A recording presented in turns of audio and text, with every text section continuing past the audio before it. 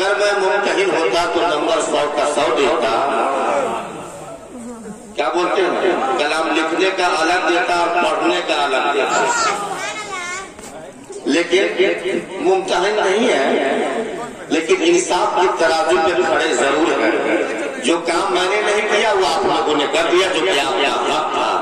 लेकिन क्या ही बेहतर होता कि जितने भी नात लिखने वाले शोरा हैं सब गरीब हैं, करीब, और पढ़ने वाले मालदार हैं।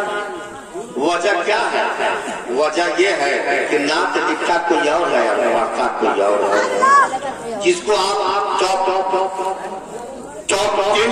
जिनको आप गिनते हैं उसमें बहुत कम ऐसे शायर हैं जिनका अपना कलाम होता है, नहीं तो सारे के सारे कलाम अक्सर भाड़े के ही होते हैं। सबकी हुकूमतें सबकी इंतहा समझता होगा, सबकी हुकूमतें सबकी इंतहा समझते हैं, किसको क्यों देना है मुस्तफा समझते हैं।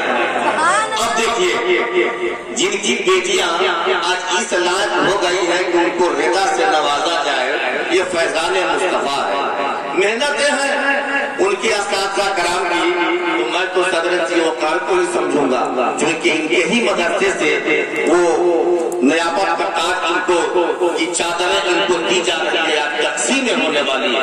तो सबकी हुकूमतें सबकी इंतहा समझते हैं, किसको कितना देना है मुस्तफा समझते हैं। तुम मानो या ना मानो, सबका कहना है यही, हम तो इसी को जन्नत का रास्ता समझते हैं, हम तो इसी को जन्नत का रास्ता समझते हैं। जिनकी बेटियां अच्छे तरीके से कुरान पढ़ना सीख गई, यकीनन वो अपने उम्मा को बगैर लिए जन्नत में जाएगी, जा ही नहीं सकती। तो दर्द का है की पसलियां समझती है, दर्द का है की पसलियां समझती है, बाप की गरीबी को बेटियां समझती है।